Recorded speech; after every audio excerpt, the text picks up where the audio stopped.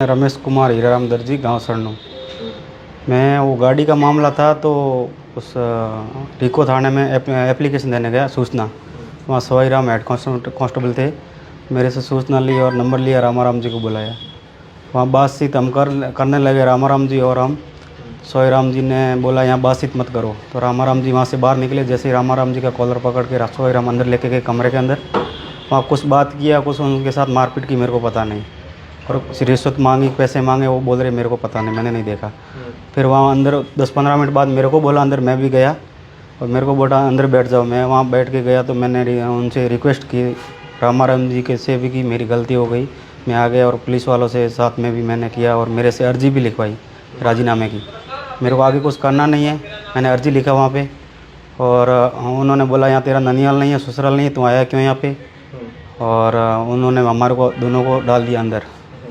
आप एप्लीकेशन देने के लिए गए थे तो आप क्या गलती थी तो आप अंदर डाल दिया? वो गलती मेरी कुछ नहीं थी। मेरे को क्या, वो गाड़ी बेच रखी थी मेरे नाम से, और रामाराम चला रहे थे खाली। तो मैंने देखा, मेरी सूचना दे देता हूँ अंदर, भाई कुछ भी प्रॉब्लम हो गाड़ी के अंदर या कुछ अनलिगल धंधा करे तो मेरे पे नहीं आवे, ऐसा मैं सूचना देने गया था। तो अंदर डाल दिया आपने? फिर पूरी रात अंदर डाला हमारे को मसर तोड़े। मैंने बहुत रिक्वेस्ट किया, मेरे को शाम को गाड़ी है, अहमदाबाद जाना है उनको। और सवाई राम ने घर पे सूचना भी दे दिया, कहते तुम्हारे लड़के को अंदर डाल दिया। तो घर वाले भी परेशान हुआ, मेरा बच्चा भी बीमार हो गया। तो उसके बाद में फिर आप पुलिस अधीक्षक को पेश हुए, फिर क्या बोला? फिर हमने उनसे विनती की, उन्होंने माना नहीं। हमारे को अंदर रात भर रखा, सुबह रात को साइन भी लिया, कुछ खाली पेपर भी लिया, कुछ भरा हुआ था, थोड़ा बहुत लिखा हुआ था, साइन ले लिया, पूरा उनका फॉर्मेट कर दिया।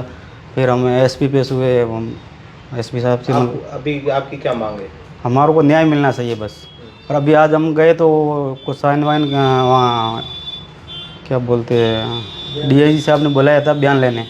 तो थोड़ा सामाजिक प्रेशर दे रहा है, हमारे सरपंच साहब से भी बोल रहे हैं हमसे, मतलब कौन दिलवा रहा है प्रेशर? वो सवाई राम में पुलिस वाले दे रहे हैं। क्या मतलब क्या चीज़ को लेकर प्रेशर दे रही, क्या करना चाहते हैं? मतलब कि कुछ इनके सामने मतलब गलत, रामाराम जी से राजीपा मत करो और हमारे साथ रहो, ऐसा। और राजीपा करवाने के लिए जो आए थे वो कहाँ पर आए थे? आपके घर आए थे या कहीं और? नहीं, और कोई नहीं आया, हम यहीं आया था मैं सुबह में। तो डीआईजी साहब ने बुलाया था, पहले बोला था वहाँ कहीं ऑफिस में, और अभी आज रिको थाने में। डिप्टी साहब ने बुलाया?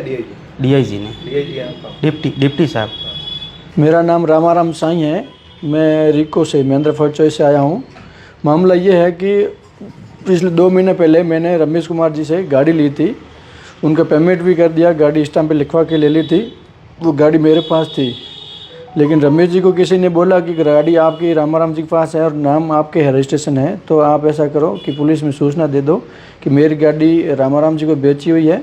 कल कोई ना गलत प्रवृत्ति में अगर गाड़ी पाई जाती है तो मेरे खिलाफ़ कोई कार्रवाई ना होकर के रामाराम जी के खिलाफ़ कार्रवाई होनी चाहिए। तो ऐसी सूचना देने के लिए विरिको थाना पहुँचे, तो वहाँ पे एप्लीकेशन दी। तो वहाँ पे हेड कांस्टेबल थे सवाई राम जी।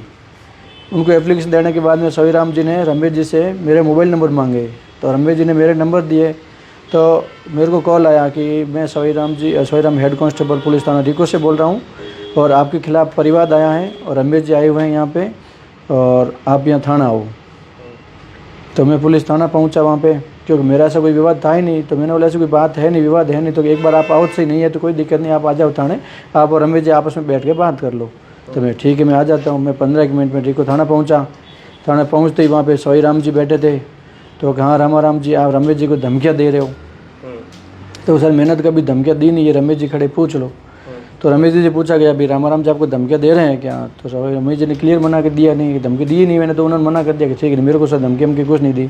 तो आप थाने क्यों आए हो? सर के एप्लीकेशन देने के लिए आया हूँ मैं, इसलिए कि मेरे खिलाफ़ कोई कार्रवाई नहीं होगी, गाड़ी गलत गतिविधि में पाए। तो उसके बाद में रमेश जी ने बोला, रमेश जी आप थाने क्यों आए? बिना फालतू आपको आने नहीं था, अपनी बात ही कुछ नहीं थी। तो मेरे को किसी ने बोला, तब मैं आ गया। अब कोई बात है, आपको और कोई दिक्कत है? तो और कोई दिक्कत नहीं है, मेरी गाड़ी आपके पास है, तो मैं उसमें कोई दिक्कत आनी नहीं है। ऐसे करके हम आपस में बात कर रहे थे। तो सवाई राम जी ने बोला कि अंदर बात मत करो आप। तो अंदर बात करने के लिए मना किया। तो मैंने रमेश जी को बोल दिया, रमेश जी अपन कोई बात नहीं, बाहर बैठ के बात कर ले। जैसे गेट से मैं बाहर निकला तो पीछे से सवाई राम जी दौड़ के आए, मेरे को कॉलर पकड़ के घसीटते हुए अंदर उनका रेस्ट रूम है, उस रेस्ट रूम को लेकर अंदर लेके गए। वहाँ जाके मेरे थप्पड़ मारी और मेरे को डराया और बोला कि ये राजीनामा करवा देता हूँ मैं, 10,000 रुपये दे दो मेरे को, नहीं तो आपके खिलाफ़ मुकदमा होगा और आपको जेल जाना पड़ेगा। तो मैं, मेरी गलती नहीं है, मैं क्यों पैसा दूँ? हमारे से कोई लड़ाई है नहीं, तो मुकदमा मेरे ऊपर किस चीज़ का होगा? तो उन्होंने बोला कि वो कैसे होगा, मैं बताता हूँ, तू तो ऐसे तुम नहीं मानेगा तो मैं बेल्ट मारता हूँ तेरे में, पट्टे मारोगे तो मैं ऐसे तो गलती है नहीं, अगर मेरे पट्टे मारे तो मैं सीधा एसपी साहब से जाके पेश होऊंगा, मेरी गलती नहीं, बिना बोलता आप कैसे हाथ लगा लोगे मेरे। तो इतनी बात होने के बाद में वापस इन्होंने सोईराम जी को अंदर बुलाया, कि रमेश जी को अंदर बुलाया, कि रमेश जी अंदर आए बैठे तो उनको बोला कि ये पेपर बनाए उन्होंने 151 पाबंद के, और उनको बोला कि घर के नंबर दो, मेरे को भी बोला कि आपको दोनों को अंदर करूँगा मैं, बिना गलती हमारे को 151 पे पाबंद करके जेल के अंदर डाल दिया। जब आपके पास कॉल आया कि आप इनको धमकियां दे रहे हो, ये एप्लीकेशन लेकर वहां पर पहुंचे, उस एप्लीकेशन में लिखा हुआ था कि आपके द्वारा इनको धमकियां दी गई, आप बोल रहे हो कि हमने धमकियां दी नहीं है, तो एप्लीकेशन में इन्होंने कैसे लिख पाया? वो तो मैंने रमेश जी से पूछा, भी रमेश जी मैंने आपको धमकियाँ दी नहीं, आपने एप्लीकेशन में क्यों लिखवाया कि धमकियाँ दे रहे हैं? तो रमेश जी बोल रहे हैं मेरे को पता नहीं था, इतना नॉलेज नहीं था, तो मैं तो एप्लीकेशन ई मित्र वाले के पास से लिखवाने गया, तो ई मित्र वाले को रमेश जी बोले मैंने यही बोला कि मेरी गाड़ी इनके नाम से सूचना ऐसी देनी है, लेकिन ई मित्र वाले ने बोला कि अगर आपको कार्रवाई करवानी है तो इतने में कार्रवाई होगी नहीं, आप इसके नीचे एक ही लाइन और लिखो कि रामाराम जी मेरे को धमकियाँ दे रहे हैं, गाड़ी गलत धंधे में चला दूंगा, मैं आपको मुकदमे में फंसा दूंगा, ऐसा लिख के दोगे तो आपकी कार्रवाई फटाफट हो जाएगी। तो रमेश जी ने बोला कि मेरे को पता नहीं है, जो चीज़ सही हो वैसा लिख दो, तो वो चीज़ वजह से वो लेकर आप पुलिस अधीक्षक के पास में पेश हुए थे, फिर वो क्या आश्वासन दिया गया था और क्या कार्रवाई को लेकर बात? तो मैं एसपी साहब से पेश हुआ था, एसपी साहब ने भेजा अगर आपकी गलती नहीं है तो आपकी निष्पक्ष जांच करवाई जाएगी और आपको न्याय दिलाया जाएगा। तो अभी आपकी क्या मांग है?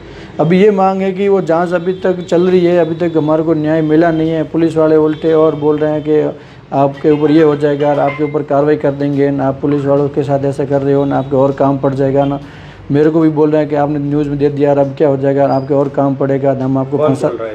पुलिस वाले ही बोल रहे हैं। कौन से पुलिस वाले? सोईराम जी बोल रहे हैं। तो मेरे खुद को तो बोला नहीं, लेकिन वाया मेरे पास सुनने का है कि ऐसा धमकियाँ दे रहे हैं कि उनको मैं देख लूँगा 4-5 महीने के अंदर अंदर, उल्टा और डराया जा रहा है हमारे को। और रमेश जी भी आज पेश होने के लिए गए थे, तो रमेश जी को भी बोला कि आप उधर हमारे पक्ष में बयान दे दो, नहीं तो आपके और भी पुलिस थाने में काम पड़ेगा, हम आपके काम निकालेंगे, जैसे वैसे बात किया गया। उनके ऊपर उनका सामाजिक प्रेशर भी दिलवा रहे हैं, उनके गांव के सरपंच साहब से भी बोल रहे थे रमेश जी कि मेरे पास कॉल करवा के उन्होंने बोला है कि आप पुलिस के पक्ष में बयान दो, पुलिस का भी आपके काम आएगी। अगर पुलिस काम आती तो बेगुनाह इंसान को अंदर डाल दिया, ऐसे थोड़ी ना अंदर डालती। हाँ। तो आपकी कौन सी गाड़ी थी, कब बेची थी? मेरी गाड़ी मारुति सुजुकी बलेनो थी, मेरी नहीं थी, रमेश जी की थी, मैंने तो खरीदी है आज से 4 महीना पहले। पूरा पैसा दे दिया। कब बेची? कब? 4 महीना पहले। 4 महीने पहले गाड़ी बेची थी, 4 महीने बाद आप जो है वो आपकी शिकायत करवाने गए थे, क्यों? 4 महीना बीच में कुछ नहीं, 4 महीना गाड़ी मेरे को बेच दी थी। रमेश जी का काम अहमदाबाद में, वो अहमदाबाद में काम करते हैं, अहमदाबाद में थे वो। जब उनके घर में कोई शादी थी अभी 10 दिन पहले, तो वो शादी में अटेंड करने के लिए यहाँ गांव पहुँचे। गांव पहुँचने पर गांव वाले लोगों ने उनको ऐसा बताया कि अगर आपकी गाड़ी उनके नाम से, आपको ऐसा हो सकता है, आप यहाँ आए हुए हो तो बार बार इधर अहमदाबाद आया नहीं जाएगा, अहमदाबाद से बाड़मेर, तो आज आए हो तो सूचना दे के, आप बाड़मेर से बस में बैठोगे तो सूचना दे के आगे बस पकड़ लेना अहमदाबाद की। उनका टिकट भी थी 10 बजे की रात को बस बाड़मेर से अहमदाबाद के लिए, उनकी फैमिली साथ में थी, बीबी बच्चे थे, और वो एप्लीकेशन दे के उन्होंने सोचा मैं अहमदाबाद के लिए निकल जाऊँगा। लेकिन पुलिस वालों ने रमेश कुमार जी को भी अंदर कर दिया, मेरे को भी अंदर कर दिया, तो उनको रात तो परेशान होना पड़ा, उनकी फैमिली परेशान हुई। फिर फैमिली को वापस गांव पहुंचा गया, दूसरे दिन सुबह इनको गाड़ी करके पर्सनल उनको पहुंचना पड़ा, क्योंकि उनके बच्चे अहमदाबाद में पढ़ते हैं तो उनको स्कूल जाना जरूरी था।